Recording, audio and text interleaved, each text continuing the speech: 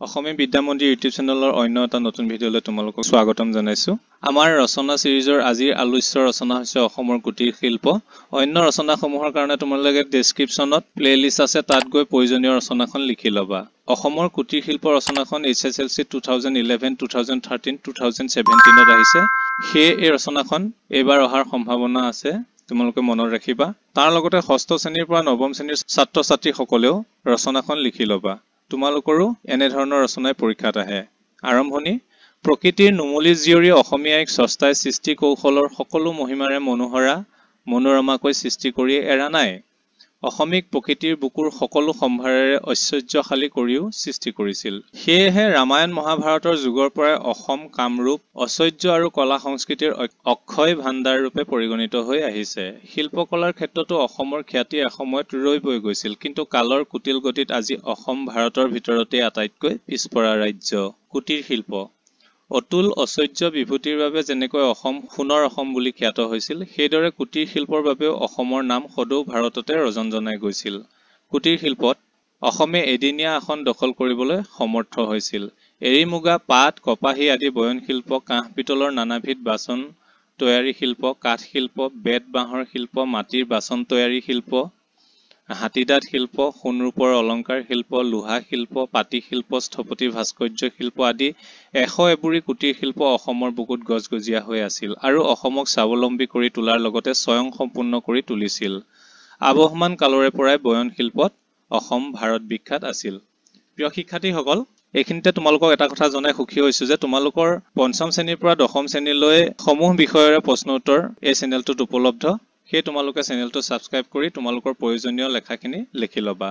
আহা ভিডিঅ'টোৰ পৰৱৰ্তী অংশলৈ আগবাঢ়ো। অসমৰ পাট মুগাৰ ছাঁতে শুকোৱা মুঠিতে লুকোৱা সাজে এসময়ত দিল্লী আগ্ৰাৰ মোগল হেৰেমসমূহত আলোড়নৰ সৃষ্টি কৰিছিল।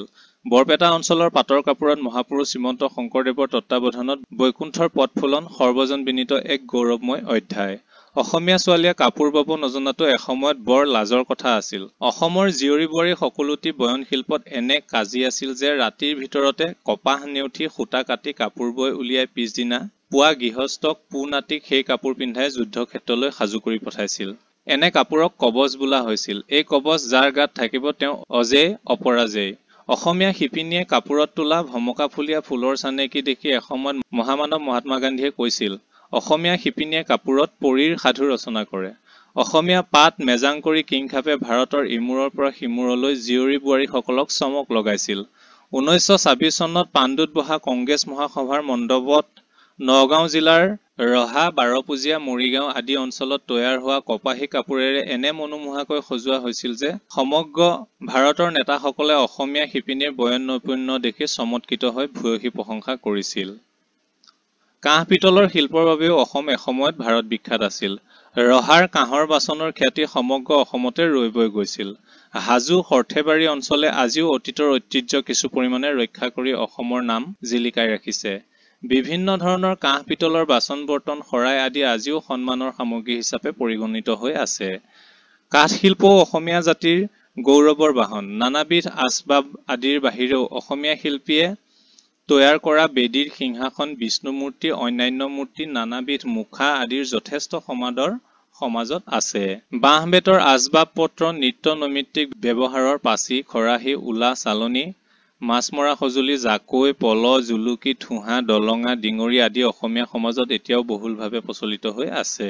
আজিকালি বাঁহ বেতৰ চকী, টেবুল আদিও সমাজৰ আদৰৰ বস্তু। এসময়ত ফুলামকৈ তৈয়াৰ কৰা সৰুদয়া বৰদয়া জাপিৰ অতি আদৰৰ আছিল আৰু অভিজাত শ্ৰেণীৰ মহিলাসকলেও অলৈ তলৈ গলে এই জাপি সন্মানেৰে ব্যৱহাৰ কৰিছিল। আজিকালি অৱশ্যে এই দুইবিধ জাপি তোৰণ আৰু চৰাঘৰৰ সাজসজ্জাৰ আহিলাতহে পৰিণত হৈছে। তথাপি বাঁহৰ জাপিৰ ব্যৱহাৰ খেতিয়ক সমাজত এতিয়াও চলি আছে। অসমৰ আন এটি অতি আপুৰুগীয়া আৰু গৌৰৱৰঞ্জিত শিল্প হৈছে হাতীদাঁতৰ শিল্প। এসময়ত অসমত প্ৰচুৰ পৰিমাণে হাতীৰ দাঁত পোৱা গৈছিল।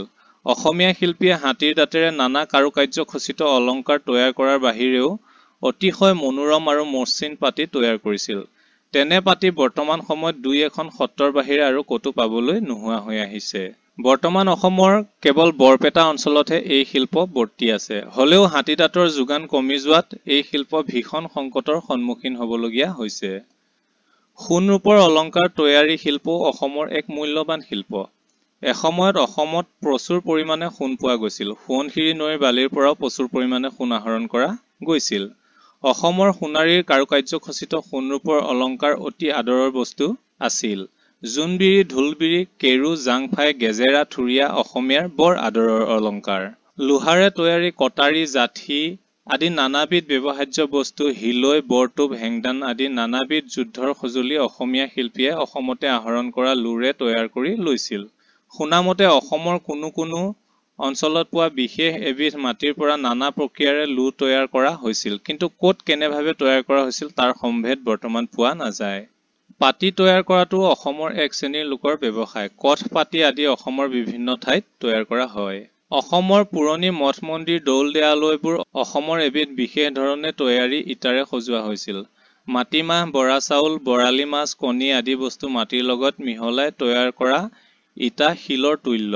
জয়দৌল, শিৱদৌল, ৰংঘৰ, কাৰেংঘৰ, তলাতল ঘৰ আৰু অসমৰ বিভিন্ন ঠাইত থকা দৌল দেৱালয়বোৰ এই ইটাৰে তৈয়াৰ কৰা হৈছিল। কিন্তু কালৰ কুটিল গতিত পৰ্যাপ্ত পৰিমাণৰ সামগ্ৰীৰ অভাৱত তদুপৰি কাৰিকৰ নোহোৱা হৈ যোৱাৰ বাবে এই শিল্প লুপ্ত হৈ গৈছে। অসমৰ পৰ্বতে পাহাৰে গুহাই গহ্বৰে থকা নানা শিলাত খোদিত মূৰ্তি আদি অসমৰ শিল্পীয়ে তৈয়াৰ কৰিছিল। এই শিল্পৰ নিদৰ্শনো সমগ্ৰ অসমত বিয়পি আছে, কিন্তু দুখৰ বিষয় অসমত বৰ্তমান যুগত ভাস্কৰ্যৰ অভাৱ পৰিলক্ষিত হৈছে। অৱনতিৰ কাৰণ অসমত ইমানবোৰ কুটিৰ শিল্প থকা সত্ত্বেও আজি অসম আৰ্থিক অনাটনত জৰ্জৰিত। তদুপৰি উদ্যোগত অতিশয় পিছপৰা।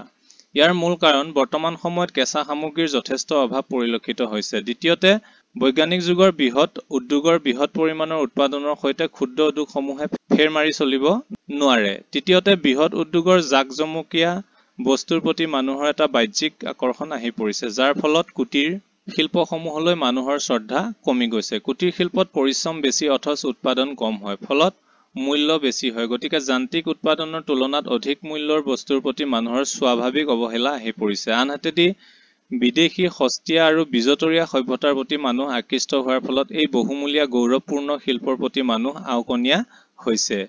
চাকৰিৰ মনোবৃত্তি গঢ়ি উঠাৰ ফলত শিল্পসমূহৰ চৰ্চা কমি গৈছে আৰু সেয়েহে উপযুক্ত কাৰিকৰ আৰু প্ৰশিক্ষণৰ অভাৱত উপযুক্ত মানদণ্ডৰ সামগ্ৰী তৈয়াৰ বাধাপ্ৰাপ্ত হৈছে। লগতে চাহিদা অনুপাতে উৎপাদন নহয়। এইবোৰ কাৰণতে তদুপৰি প্ৰকৃতাৰ্থত বহু সময়ত চৰকাৰী আৰু বেচৰকাৰী উপযুক্ত পৃষ্ঠপোষকতাৰ অভাৱতে এই কুটিৰ শিল্প উদ্যোগসমূহে বিলুপ্তিৰ ক্ষণ গণিব লগা হৈছে। তথাপিও অসমীয়া শিল্পীসকলে এই শিল্পসমূহ জীয়াই ৰাখিবৰ কাৰণে যি প্ৰচেষ্টা চলাই আহিছে সি উচ্চ প্ৰশংসনীয়। শুৱালকুছি অঞ্চলত এতিয়াও পাট মুগাৰ কাপোৰ, নগাঁৱৰ বিভিন্ন ঠাইত এৰী কপাহী কাপোৰৰ সূতাৰ উৎপাদন, বৰপেটা অঞ্চলত হাতীদাঁতৰ অলংকাৰৰ উৎপাদন আৰু অন্যান্য ঠাইত কম বেছি পৰিমাণে অন্যান্য শিল্প সামগ্ৰীৰ উৎপাদনৰ আৰু এই শিল্পসমূহ সংৰক্ষণৰ আৰু পৰিবৰ্ধনৰ যি প্ৰচেষ্টা চলি আছে সি প্ৰশংসাৰ যোগ্য।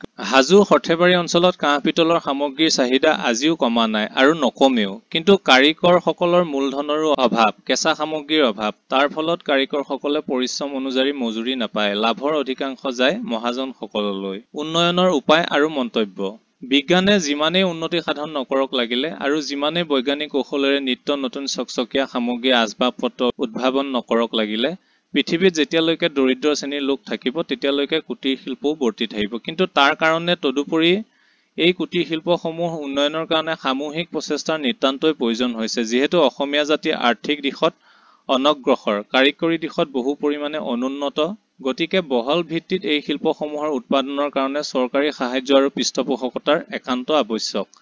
কম সময়ত কম পৰিশ্ৰম আৰু কম খৰচত কি উপায়েৰে অধিক উৎপাদনক্ষম কৰি তুলিব পৰা যায় তাৰ কাৰণে গৱেষণাৰো প্ৰয়োজন। কাৰিকৰ তথা শিল্পীসকলকো যাতে অধিক কাৰ্যক্ষম আৰু দক্ষ কৰি তুলিব পৰা যায় তাৰ বাবে প্ৰশিক্ষণৰ ব্যৱস্থাৰ আৱশ্যক। ইয়াৰ বাবে চৰকাৰী পৃষ্ঠপোষকতা অত্যাৱশ্যকীয়। বৰ্তমান সময়ত বহুতো শিক্ষিত যুৱক নিবনুৱা হৈ আছে। তেওঁলোককো একোটা বৃত্তি দিয়াৰ ব্যৱস্থা কৰি এই উদ্যোগসমূহৰ প্ৰশিক্ষণ দিয়াই সেই বৃত্তিত আত্মনিয়োগ কৰিবৰ সুবিধাৰ কাৰণে চৰকাৰী সাহায্য, ঋণ আদিৰ ব্যৱস্থা কৰিব লাগে। লগে লগে পৰ্যাপ্ত পৰিমাণে কেঁচা সামগ্ৰী যাতে যোগান ধৰিব পৰা যায় তাৰ কাৰণেও চৰকাৰী ব্যৱস্থা হাতত লোৱা উচিত। সৰ্বোপৰি জাতীয় চেতনা জগাই তুলি জাতীয় ঐতিহ্যৰ প্ৰতি আগ্ৰহশীল কৰি তুলি শিক্ষিত যুৱকসকলক শিল্পপ্ৰাণ কৰি তোলাৰ জাতীয় ব্যৱস্থা হ'ব লাগে। তাকে কৰিব পাৰিলে জাতীয় কুটিৰ শিল্পসমূহৰ উন্নতি হ'ব আৰু নিবনুৱা সমস্যা সমাধানৰ পথো প্ৰশস্ত হ'ব। প্ৰিয় ছাত্ৰ ছাত্ৰীসকল, এই ৰচনাখন ইমানতে সমাপ্ত হৈছে। আন কেইখন ৰচনাৰ বাবে আমাৰ ডেছক্ৰিপশ্যনত গৈ প্লেলিষ্ট চেক কৰিবা আৰু ভিডিঅ'টো লাইক কমেণ্ট কৰিবলৈ নাপাহৰিবা। ধন্যবাদ।